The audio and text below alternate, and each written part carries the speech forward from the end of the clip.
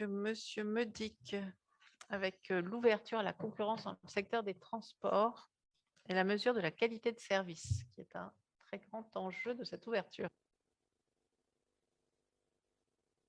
Bien, merci. En vous écoutant, en écoutant les savantes contributions et passionnantes aussi de ce matin, je me disais qu'il fallait peut-être que je change de titre et que je remplace le verbe mesurer par le verbe gérer, parce que effectivement, je pense que la donnée statistique, on l'a, mais tout l'enjeu maintenant, c'est en effet de l'exploiter au mieux pour permettre une amélioration continue de la qualité dans les transports, en l'occurrence dans les transports du réseau ferré francilien. Donc, en ce qui me concerne, je suis au Césaire, mais je suis aussi le vice-président de l'association des usagers des transports.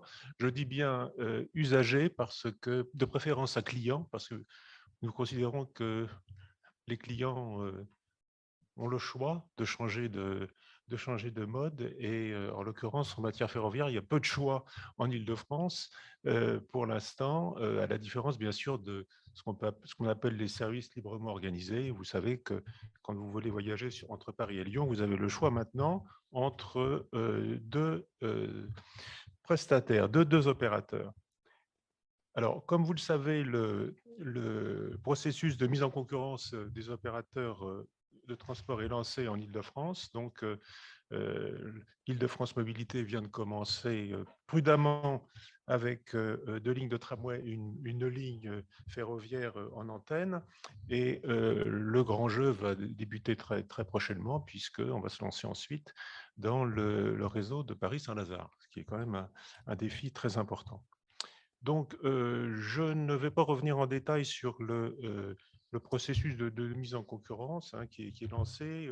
Je pense que vous pourrez vous reporter utilement au rapport qui a été fait par le Césaire sur le sujet, et puis également à toutes les publications qui existent, notamment sur le site d'Île-de-France Mobilité, où vous avez un exposé très complet sur les enjeux de la mise en concurrence des prestataires. Donc, je vais très rapidement rappeler le contexte et les enjeux, la complexité du problème, et puis également faire quand même quelques rappels, certes un peu théoriques, mais je pense utiles pour qu'on bien apprécie toute la problématique, tout le problème de la gestion de la qualité dans les services. Poser la question également du choix des indicateurs, parce que l'Institut Paris Région a d'ailleurs fait une publication sur le sujet dans laquelle j'ai puisé, on en parlera tout à l'heure, puisque avoir beaucoup d'indicateurs, c'est bien, mais encore faut-il que ce soit des indicateurs significatifs. Et puis, ensuite, évidemment, l'enjeu, c'est aussi d'instaurer un véritable partenariat, de l'alimenter entre les élus, les usagers, et puis bien sûr les associations. Là, je fais un peu un plaidoyer pro domo pour sortir en fait de ces appréciations un peu subjectives, un peu épidermiques qu'on peut rencontrer dans le domaine des transports. Vous le savez aussi bien que moi en lisant la presse. Donc, les enjeux, je ne veux pas trop charger la barque, mais enfin, il faut quand même rappeler que le transport ferroviaire a des spécificités particulières. Il est prisonnier, si je puis dire, ou il est dépendant d'emprise, et que notamment, on ne peut pas augmenter les capacités comme ça, d'un claquement de doigts. Ça suppose des planifications, ça suppose des projets à long terme. Il y a des contraintes évidemment exogènes qui ne sont pas imputables aux opérateurs, vous le savez, c'est les défaillances diverses, les intrusions, les incivilités, les comportements des voyageurs, etc. Je pense en particulier aux fameux bagages oubliés, et ce n'est sûrement pas la mise en concurrence qui va régler ces questions-là. Il y a l'exploitation de type mass transit qu'on connaît en Île-de-France aussi, sur un réseau très sollicité, avec des diversités de trafic très importantes. Et puis, un autre enjeu aussi, c'est pour Île-de-France Mobilité de coordonner plusieurs opérateurs. Île-de-France Mobilité travaille pour l'instant avec deux opérateurs, comme vous le savez, le Transilien et puis RATP. Et là, on va avoir de nouveaux opérateurs qu'il faudra gérer, qu'il faudra coordonner. Et autre point important aussi, c'est les inquiétudes, pour ne pas dire les oppositions politiques, syndicales, etc. Et enfin, pour charger complètement la barque, la situation financière actuellement d'Île-de-France Mobilité qui est délicate. Alors néanmoins, dans ce contexte, Île-de-France Mobilité, clairement, présente l'opération de mise en concurrence comme l'objectif majeur qu'il s'est fixé, avant d'ailleurs tous les aspects financiers, d'économie éventuelle qu'on pourrait attendre d'une telle opération. Alors, le processus, et on l'a analysé dans notre rapport, là, il y a le lien, je vous mets le lien, vous pourrez vous y reporter, je n'y reviens pas. Donc, l'opération est lancée, comme je le disais, dès 2023, et on aura en début 2024 des lignes qui seront déjà exploitées et mises en concurrence. C'est une opération complexe, il suffit de voir le cahier, le document de consultation des entreprises, même pour la petite ligne en antenne entre Esbly et Crécy-la-Chapelle, que vous connaissez tous en Seine-et-Marne, on voit la complexité de l'opération et tous les points qu'il faudra mettre faudra gérer et bien entendu mesurer. Tout l'intérêt de disposer de ratios et de données objectives. Alors, comme vous le savez, la notion de qualité dans les services est quelque chose de subjectif. Mais cela dit, il y a une expérience accumulée depuis au moins 30 ans dans laquelle, généralement, pas uniquement dans les transports, en matière de gestion et de management de la qualité, qui a permis de constater que de nombreuses composantes de cette qualité pouvaient être suivies par des moyens et des outils appropriés. Alors, on l'a vu tout à l'heure avec tout ce qu'on nous a dit sur les différents outils, les enquêtes générales de transport, etc. Il faut savoir aussi qu'on est dans une activité qui est déjà très normée. Si on prend la norme ISO qui existe depuis 2002, elle comprend 8 critères qui s'affichent: offre de service, accessibilité, information, durée de voyage et ponctualité, attention portée aux clients, confort, sécurité et impact environnemental. Si on décline ce premier niveau, vous avez 30 critères de niveau 2 et il y a un niveau 3 qui conduit à 100 critères. Donc, ça veut dire qu'on peut imaginer qu'on peut avoir 100 ratios de mesures, et on peut se demander quand même si ces indicateurs seraient bien significatifs, aussi bien pour les autorités organisatrices que pour les usagers. Le tout, évidemment, c'est d'éviter de passer à côté des attentes des usagers et de faire tourner, j'allais dire, des tableaux Excel qui peuvent avoir leur utilité, mais pas forcément pour améliorer le ressenti des usagers, des voyageurs. Alors, je rappelle quand même le schéma de principe du management de la qualité. Je le prends d'un tableau fait par la RATP qui aurait été repris par d'ailleurs l'Institut Barré Région dans la note dont je vous parlerai après. C'est un peu théorique, mais je pense que c'est quand même indispensable d'y revenir. On démarre en haut à gauche de la qualité de service attendue.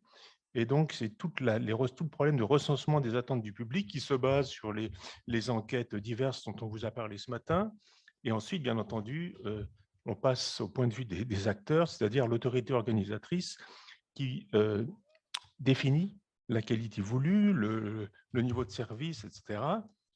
Et ensuite, nous avons, en descendant un petit peu sur la droite, dans le sens des aiguilles d'une montre, le rôle des autorités organisatrices qui est d'évaluer la performance, donc à l'aide d'indicateurs, ça existe déjà, et puis de façon à avoir l'écart entre la qualité de service voulue ou conçue et puis la qualité de service fournie, avec derrière toutes les conséquences financières éventuelles, par des systèmes de bonus-malus comme ils existent déjà actuellement.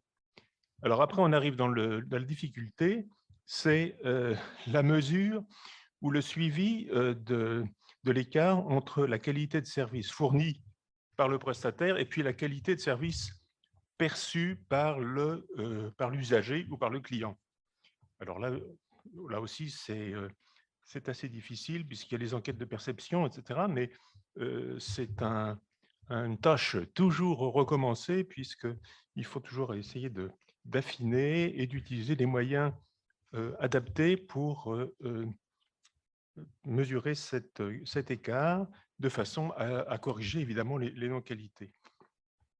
Alors, il est clair que la mise en concurrence des opérateurs ne change pas ce schéma, mais elle le complexifie parce que Île-de-France Mobilité potentiellement aura plusieurs interlocuteurs. Hein. Il y a un partenariat de longue date avec les deux opérateurs historiques qui sont RATP et Transilien, mais là, on peut très bien se retrouver théoriquement avec une dizaine d'opérateurs différents qu'il faudra gérer et qu'il faudra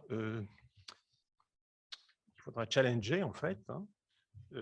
Alors de même, les usagers et puis tous les élus ou leurs représentants qui ont l'habitude de travailler avec RATP et Transilien, parce qu'il se passe déjà des choses et des échanges, on ne parle pas de zéro bien entendu, vont devoir travailler avec plusieurs interlocuteurs, ce qui complexifie le problème.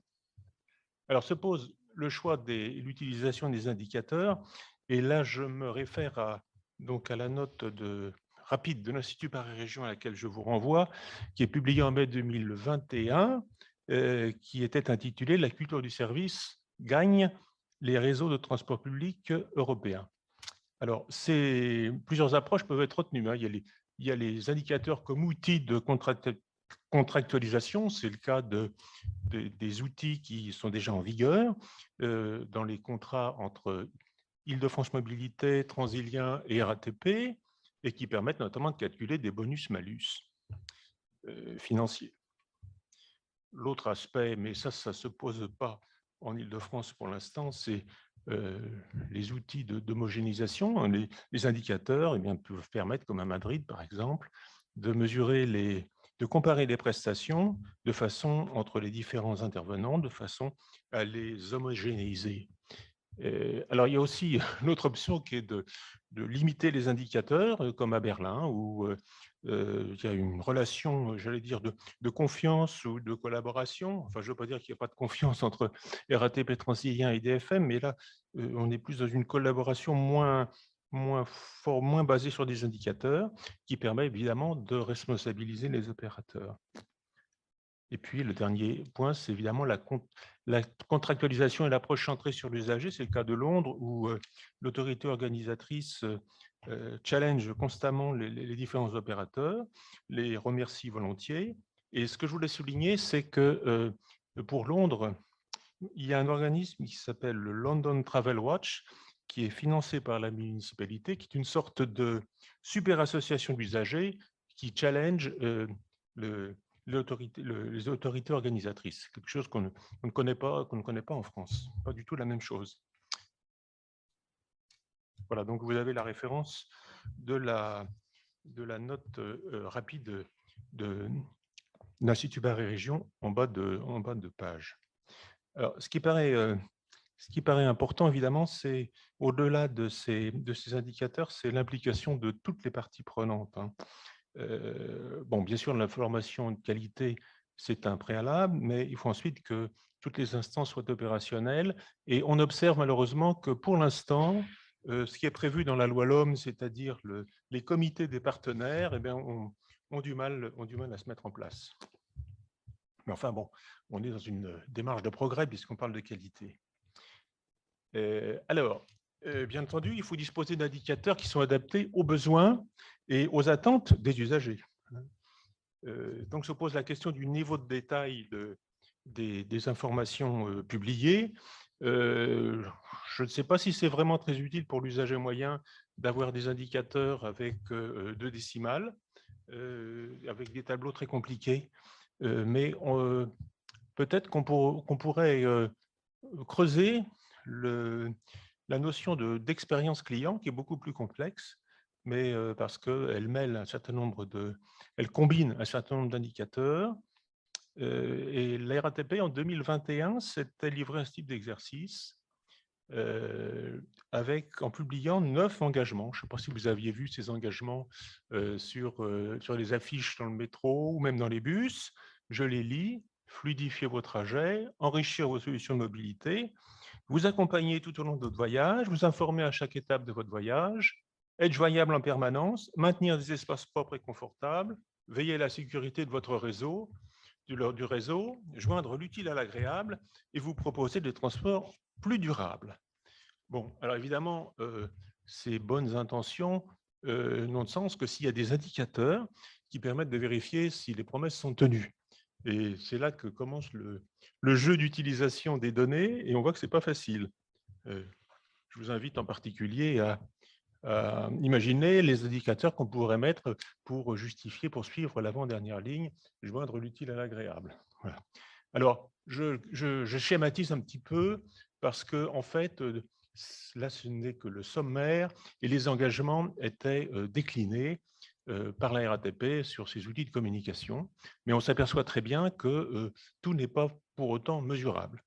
Alors, parenthèse, je ne sais pas si c'est la perspective de mise en concurrence, mais ces engagements ont disparu des radars et ne sont plus disponibles sur le site de la RATP. On n'en entend plus parler.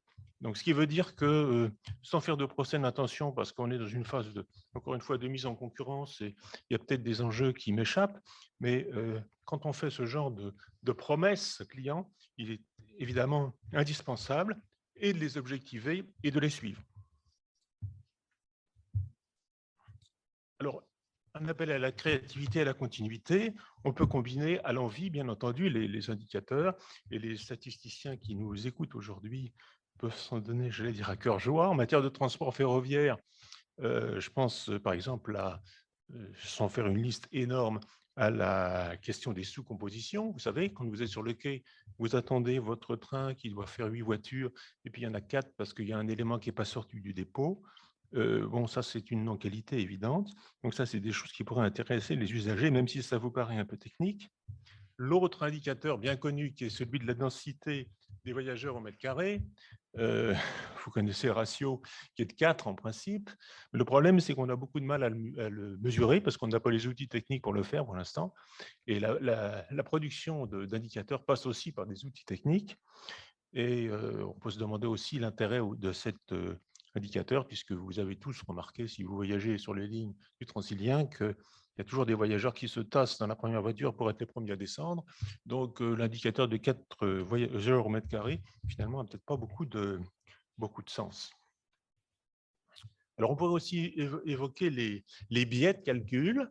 Vous savez que la Transilien, pour l'instant, et les opérateurs ferroviaires en général sont très préoccupés par ce qu'on appelle la robustesse, c'est-à-dire le rétablissement de la situation en cas de retard.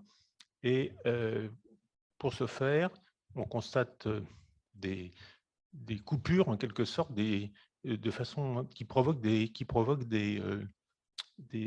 nécessitent des correspondances. Pour être très factuel, hein, si vous allez de Paris à Malesherbes, il vous faudra peut-être changer à Corbeil. Donc, si la ponctualité sur les deux segments Paris-Corbeil et Corbeil-Malesherbes est de 90%, si on multiplie 9 par 9, ça fait 81.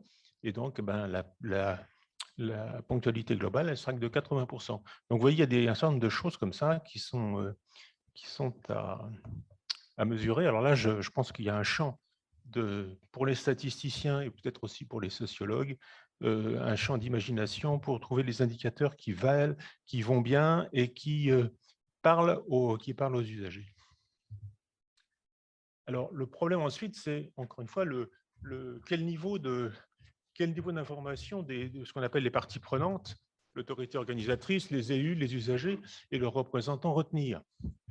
Alors, bien sûr, l'enjeu, c'est de réduire la subjectivité, puisque si vous lisez la presse, hein, c'est les réactions subjectives dont je vous parlais tout à l'heure, hein, on parle plus volontiers de galères, voire d'enfer, etc., que des trains qui arrivent à l'heure, c'est bien connu. L'enjeu aussi, c'est de favoriser une approche rationnelle et constructive de façon à mettre en évidence les actions correctrices et les délais de mise en œuvre. Alors, dans le cadre de la préparation de notre rapport, nous avons auditionné M. Probst, qui est directeur général IDFM, qui nous a dit vouloir s'inspirer de l'exemple allemand. Alors, j'ai suivi sa recommandation, puis je suis allé voir sur ce que faisait la région de Rhénanie-Nord-Westphalie. Et j'ai été assez impressionné par la qualité de l'information qui était donnée. Je vous invite à aller regarder, même si vous n'êtes pas germaniste, vous comprendrez, je pense, les chiffres et les différents histogrammes. Je crois quand même utile de m'arrêter quelques instants pour vous expliquer ce qu'il y a dans ce rapport. Il y a donc des indicateurs de ponctualité, de fiabilité globaux et par opérateur. Donc, ça veut dire que ce sera une innovation pour l'Île-de-France, parce que là, on est un peu, j'allais dire, dans la publicité comparative, et on voit que X est mieux fait que Y en tant qu'opérateur, avec des commentaires détaillés sur les variations.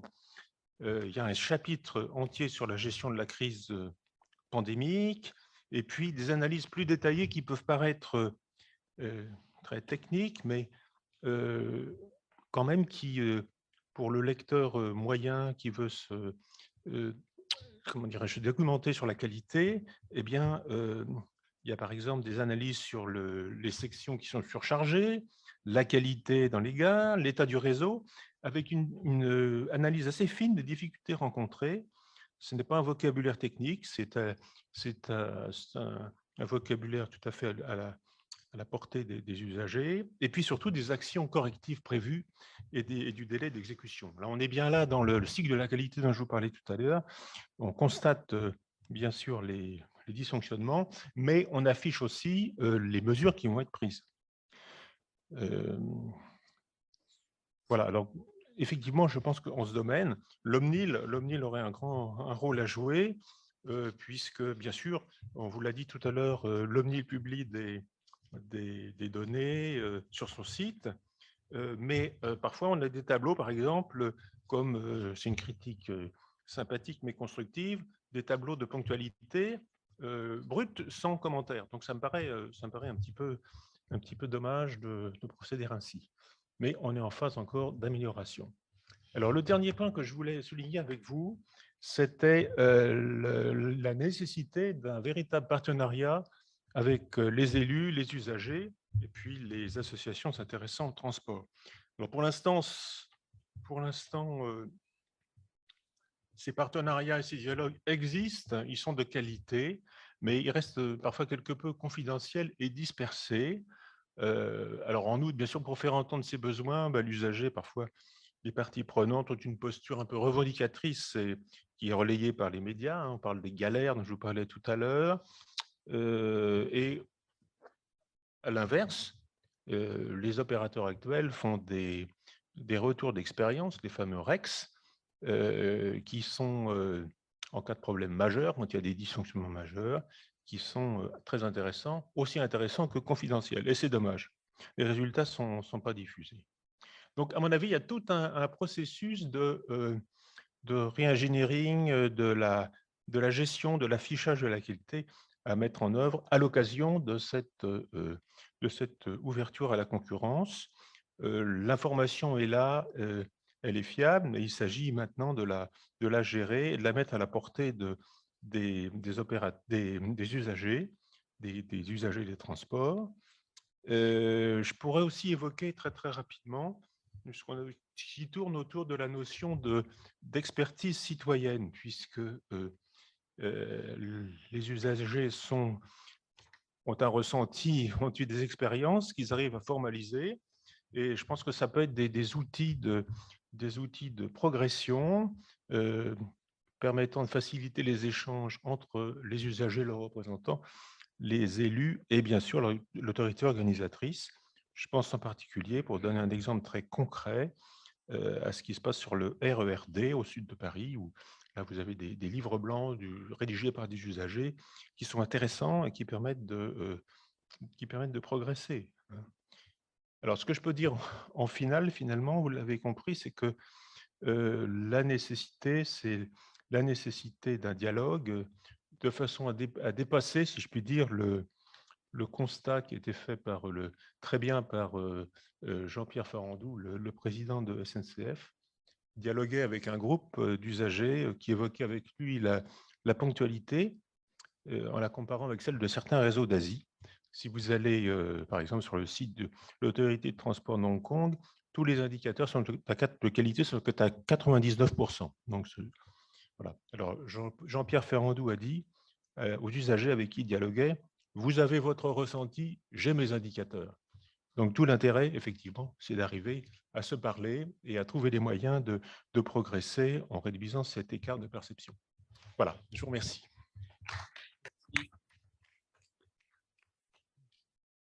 On enchaîne. Merci pour cette invitation. Moi, c'est Thomas Quillerier. Je suis géographe, ingénieur d'études au laboratoire Ville, Mobilité, Transport. Ce laboratoire se situe à l'École nationale des ponts et chaussées et à l'Université Gustave Eiffel à Marne-la-Vallée. Et aujourd'hui, je suis venu vous présenter un observatoire mondial des plateformes numériques de mobilité partagée qu'on a mis en place depuis 2019 au laboratoire et qui s'inscrit plus généralement dans des projets de recherche plus larges.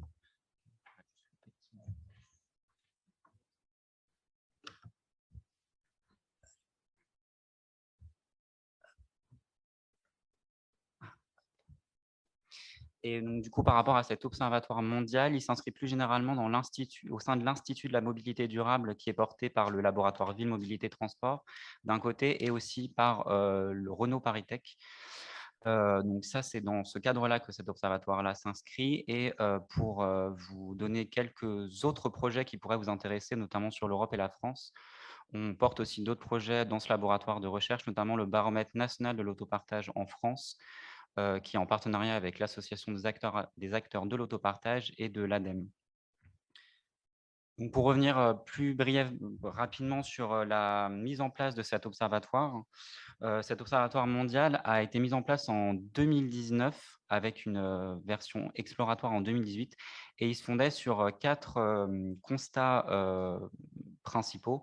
C'est que d'une part, à l'échelle internationale, on voyait un essor des technologies de l'information et de la communication et notamment de l'usage de la téléphonie mobile avec un essor du nombre de téléphones mobiles aujourd'hui dans le monde qui va passer bientôt à 6 milliards en 2025.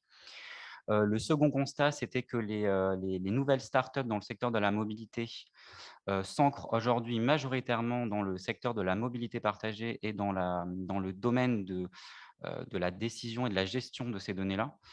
Et le troisième et le quatrième constat portaient sur l'émergence d'acteurs dans le domaine de la mobilité et des transports depuis le début des années 2000. Donc, on a vu l'arrivée de Blablacar dans les années 2000, puis après Uber, et puis plus récemment l'arrivée de Tiers pour les trottinettes électriques partagées.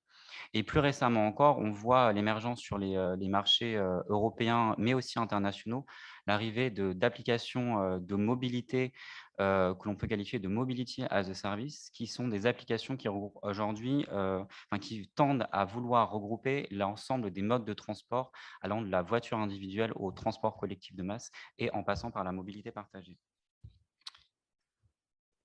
Pour la méthodologie de cet observatoire-là, je vais passer très brièvement dessus, on pourra en reparler sur les échanges par la suite, mais ça s'appuie sur un recensement annuel qui se fait depuis 2019, donc par une recherche par mots-clés sur Google Play Store, la principale galerie d'applications à l'échelle du monde. Et on recense l'ensemble des applications de plus de 100 000 téléchargements pour avoir les applications qui finalement sont assez matures et bien ancrées sur les marchés internationaux. Même si ce seuil peut être critiquable à bien des égards. Et pour les indicateurs que l'on collecte par rapport à dans le cadre de cet observatoire-là, il y a déjà des informations sur le seuil de téléchargement, le siège social des plateformes numériques, les services de mobilité qui sont proposés aux usagers et aux usagères dans les lieux d'opération où opère la plateforme. Et le dernier indicateur qui est plutôt sur la géographie de ces plateformes numériques de mobilité partagée, c'est l'ensemble des lieux d'opération de chacune de ces plateformes numériques de mobilité partagée, qui est le dernier indicateur. Donc maintenant, j'en viens aux résultats. On peut voir que par rapport à ces plateformes numériques-là, c'est un phénomène mondial qui est en pleine croissance. On est passé de 2019 à 2022 de 147 plateformes à 525 plateformes. Alors, il y a une petite coquille, c'est une multiplication par 3,5 du nombre de plateformes et non pas par 3. Ce phénomène mondial a d'abord pris son essor avec le développement de plateformes numériques de taxis et de VTC, et aussi avec le partage de véhicules, donc tout ce qui inclut l'autopartage, le partage de vélos, le partage de trottinettes électriques, mais aussi le partage de scooters. Et plus récemment, on voit aussi l'arrivée de plateformes numériques pour le partage de trajets, donc c'est le covoiturage, mais aussi le partage de trajets pour les motos, par exemple. C'est le cas particulièrement dans les pays des Sud. Et aussi l'arrivée de services de transport alternatifs, donc alternatifs au transport de masse. Donc on va dire que c'est une catégorie issue de la nomenclature internationale qui comprend les minibus, mais aussi les navettes. Et aussi, par rapport à ces plateformes-là, on voit de plus en plus de services de livraison et de coursiers qui sont adossés aux services de transport de passagers qui, qui, heu, qui augmentent aussi, par rapport à ces plateformes numériques-là. Donc par rapport aux acteurs qui sont présents sur ces marchés-là, à l'échelle internationale, on je pourrais dire d'une part qu'il y a une diversité d'acteurs par rapport au nombre de plateformes numériques présentes sur les marchés internationaux, mais quand on regarde par rapport aux plateformes numériques dépassant les plus de 10 millions de téléchargements sur Google Play Store, on voit qu'il y a des grands acteurs qui émergent, sur les marchés internationaux. Alors, on est passé de 2019 à 2021 de 14 applications à 26 applications qui dépassent les 10 millions de téléchargements. Donc, on voit vraiment qu'on est en plein essor dans le domaine de la mobilité partagée par rapport aux plateformes numériques. Et on voit d'une part par rapport aux acteurs que vous pouvez voir sur cette slide-là, d'une part des acteurs qu'on peut connaître dans les pays des Nord, donc c'est-à-dire les pays d'Europe et d'Amérique du Nord. On voit des grands acteurs comme Uber qui est arrivé à plus de 500 millions de téléchargements en 2021. On voit aussi des acteurs français à l'international comme Blablacar, mais on voit d'emblée des acteurs qui sont quasiment inconnus en France, mais qui sont dominants sur le marché à l'international et qui viennent concurrencer aujourd'hui Uber en Europe et dans les pays du Nord plus généralement. Donc on voit par exemple Grab qui dépasse plus de 100 millions de téléchargements, qui est un acteur malaisien en Asie du Sud-Est, et Didi Chuxing qui est le concurrent d'Uber en Chine et plus généralement dans les pays asiatiques. Par rapport à ce phénomène-là, donc je disais qu'on collectait la couverture géographique de chacune de ces plateformes numériques-là.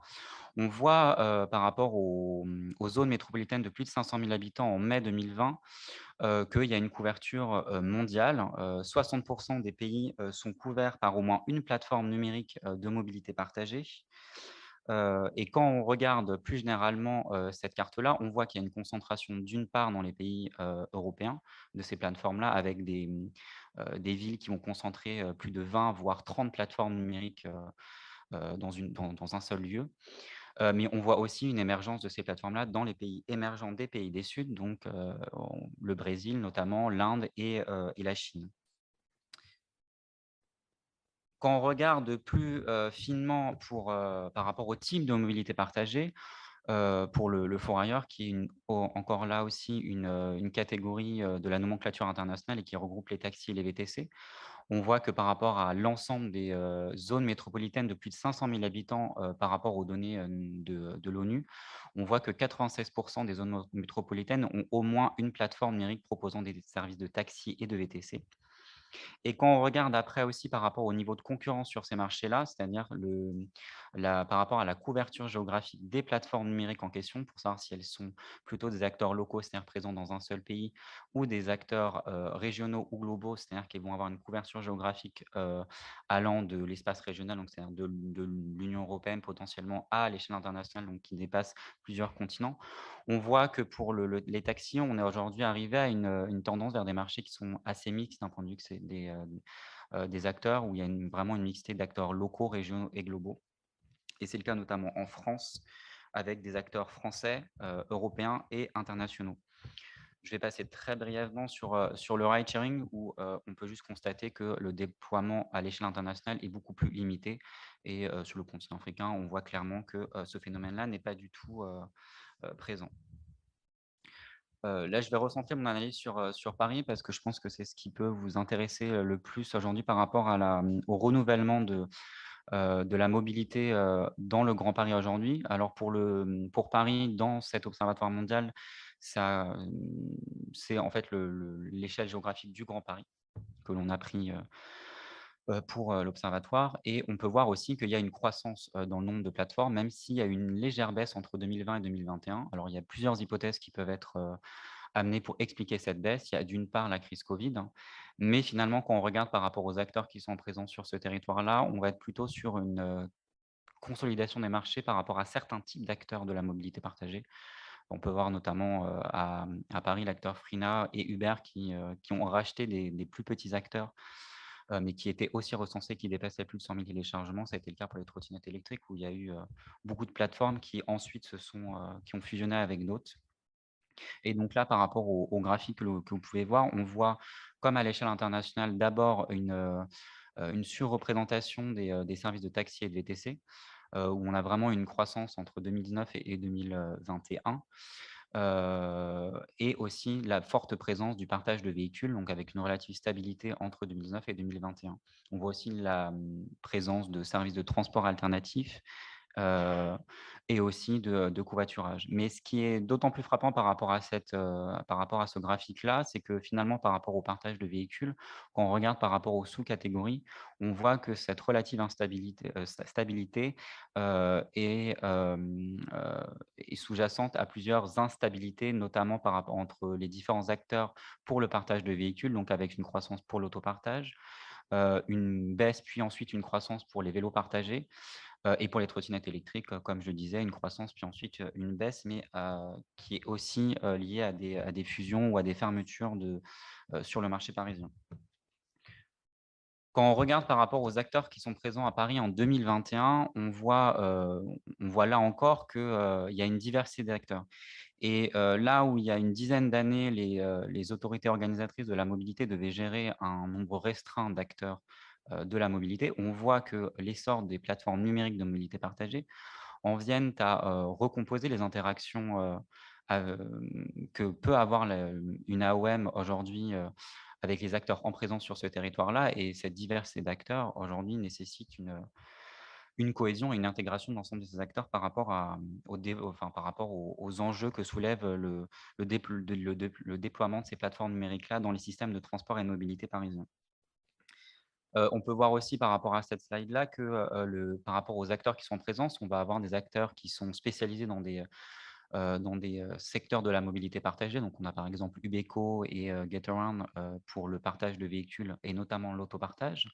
Mais on va avoir aussi des acteurs, comme je le disais précédemment, qui vont être dans plusieurs catégories de la mobilité partagée et qui sont des acteurs qui tendent vers du mobility as a service en proposant des services de taxi et de VTC, du partage de véhicules. C'est le cas par exemple pour Frina. Voilà pour cette idée. Et là, ma slide visait plutôt à faire une synthèse des slides précédentes et plutôt pour replacer Paris dans le réseau global. En 2019, Paris était en 4e position en nombre de plateformes numériques de mobilité partagée.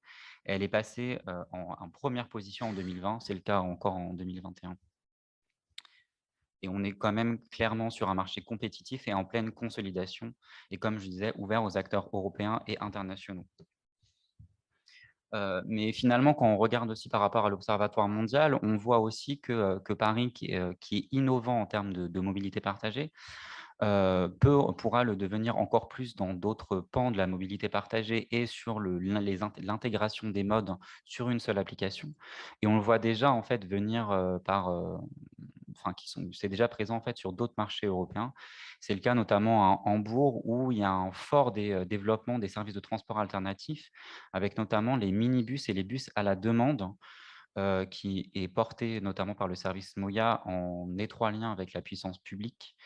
Et on voit aussi, depuis une dizaine d'années, et c'est beaucoup plus récent en France, mais depuis une dizaine d'années, on a un développement des mobility as a service, un en Allemagne et plus précisément à Hambourg avec HGV Switch, qui est porté par la puissance publique et où on est passé à un stade de réflexion où maintenant on réfléchit aux infrastructures multimodales et intermodales pour favoriser les déplacements dans l'espace public et HV Switch le met en place avec des points multimodaux qui viennent vraiment mettre ces différents services de mobilité partagée en lien avec les transports collectifs et aussi avec la voiture individuelle pour inciter à la démotorisation.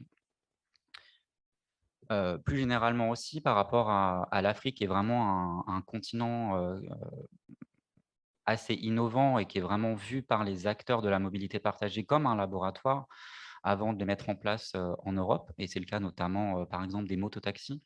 On a les applications Gozem et SafeBoda qui sont des acteurs majoritaires sur le continent africain. Ce qu'il faut savoir, c'est que sur le continent africain, la mobilité partagée représente plus de 90% de la part modale, en excluant vraiment les transports en commun, sachant que les transports en commun sont peu déployés dans les villes africaines.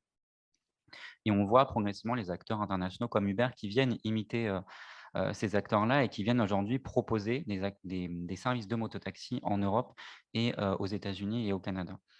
Par rapport à d'autres acteurs importants et qu'on va pouvoir voir aussi, on va pouvoir potentiellement anticiper la circulation de certains modèles, c'est les minibus et les bus à la demande avec la première licorne africaine qui est SWL, hein. Et là encore, les acteurs internationaux et notamment les acteurs européens souhaitent imiter ces acteurs-là parce que ça vient potentiellement répondre à des besoins de mobilité qui n'étaient pas forcément couverts par le passé et face à la démotorisation, ces nouveaux services de mobilité viennent répondre à des besoins. Et on a aussi d'autres applications qui est plus largement, on va dépasser le mobility as a service, ça va être vraiment le life as a service avec des plateformes qui vont proposer des services de taxi, mais aussi des services de livraison, de banque, de téléconsultation et du consulting par rapport au marché immobilier et aux entreprises. C'est le cas de Yassir, par exemple, en Afrique du Nord.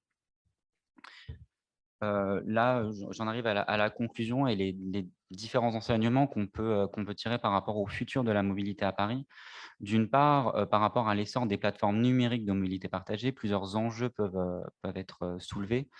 Déjà, premièrement, on voit une saturation et une consolidation des marchés autour de certains acteurs, mais ça mérite d'être reconfirmé sur les prochaines années et dans la prochaine décennie. Deuxièmement, il y a un enjeu de gouvernance entre l'ensemble de ces acteurs pour, d'une part, l'intégration dans les systèmes de transport et de mobilité de l'ensemble de ces acteurs-là, avec une discussion avec les acteurs des transports publics et des AOM, qui aboutissent aussi finalement à une recomposition des déplacements des franciliens, notamment pour le dernier kilomètre, mais pas que. Et on a aussi une réévaluation des politiques publiques plus récemment avec la loi LOM, avec l'intégration de l'autopartage, qui pose des questions sur l'intégration de la mobilité partagée plus généralement dans les textes législatifs français. Et le troisième point important, c'est, et je pense qu'on l'a aussi déjà dit avec les autres présentations précédentes, c'est que ça nécessite une évolution de l'appareil statistique pour pouvoir quantifier, intégrer et gouverner la mobilité partagée d'aujourd'hui et de demain pour pouvoir aboutir à une meilleure intégration de ces acteurs-là et une meilleure cohésion entre les acteurs publics d'un côté et ces acteurs privés-là. Et par rapport aux derniers enseignements, on peut voir aussi que les acteurs de la mobilité partagée viennent repenser les grandes catégories des modes de transport et viennent finalement repenser aussi notamment les enquêtes déplacement où la mobilité partagée était principalement insérée dans des modes qui étaient déjà préexistants depuis plusieurs décennies, mais se pose la question de l'adaptabilité de ces enquêtes de transport aujourd'hui. Et on voit aussi un enjeu autour de l'espace public, ça a déjà été dit, mais la gestion des espaces de stationnement pour la diversité des acteurs de la mobilité partagée devient un enjeu crucial, notamment quand on en arrive à 35 acteurs de la mobilité partagée présents dans le Grand Paris et notamment à Paris et dans la Petite Couronne. qui pose aussi des questions d'accessibilité et de répartition de l'offre en termes sur le territoire du Grand Paris par rapport à l'accès direct à ces services de mobilité partagée pour la demande sociale et l'intermodalité. Et finalement, un troisième enjeu et dernier, un troisième et dernier enjeu, l'enjeu pour la donnée, pour quantifier ces déplacements par ces services, mais aussi les échanges de données avec des acteurs qui sont aujourd'hui privés, et où ça peut poser quelques soucis aujourd'hui pour collecter ces données-là et pour que la puissance publique aujourd'hui et les AOM puissent légiférer ou gouverner ces mobilités-là, et aussi la question de l'interopérabilité des données pour arriver vers le mobility as a service pour favoriser la multimodalité et l'intermodalité sur une seule application. J'ai fini. Merci pour votre attention.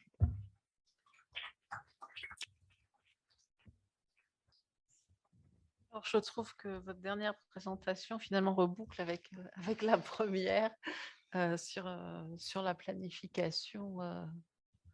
Et j'imagine que vous êtes partie prenante dans les consultations, que votre laboratoire est partie prenante dans les consultations d'Île-de-France Mobilité. Alors, est-ce que vous avez une ou deux questions? Oui, Mustapha Touahir, l'INSEE Île-de-France. Merci pour les deux présentations. Je voulais savoir si vous aviez des données sur les flux. Vous indiquez la présence de beaucoup de plateformes, mais en fait, est-ce que derrière, il y a vraiment un marché? Et dans quelle mesure il est porté par les touristes, par exemple? Est-ce que sont vraiment les franciliens qui utilisent toutes ces applications ou c'est lié au fait qu'on est dans une ville-monde et il faut répondre, en fait, que chacun s'y retrouve, quel que soit le pays d'où il vient? Alors du coup, par rapport aux données de flux, l'observatoire vise vraiment à recenser l'ensemble des plateformes numériques-là. Donc on n'est vraiment pas sur les flux par rapport à ces mobilités partagées. Et l'une des principales difficultés qu'on a eu à monter cet observatoire-là, c'est le manque de données dessus, et aussi le fait que c'est ces acteurs privés-là qui ont accès à ces données. Et c'est difficilement aujourd'hui accessible. Alors il y a des solutions aujourd'hui, mais c'est un enjeu central, c'est-à-dire pour nous chercheurs, mais aussi pour les acteurs publics, c'est de pouvoir avoir accès à ces données-là pour pouvoir les quantifier et pouvoir aussi voir comment on peut les articuler avec les transports publics. Et après, sur votre autre question par rapport à l'importance de la mobilité partagée, c'est qu'on voit quand même que les touristes peuvent les utiliser, mais la crise a aussi montré, la crise Covid a aussi montré que il y a eu je m'appuie sur des enquêtes du laboratoire, du bureau d'études Cité, notamment sur l'autopartage, où c'est notamment des hommes d'affaires, des cadres à Paris intramuros qui utilisent ces services-là. Donc, on voit quand même que c'est pas que les touristes, et c'est aujourd'hui des acteurs, les habitants en fait de Paris, et aussi ceux de la petite couronne, même si c'est plus généralement ceux de Paris intramuros qui les utilisent. Ok, je vous propose, Monsieur le Président, qu'on s'arrête là. Point de vue des questions.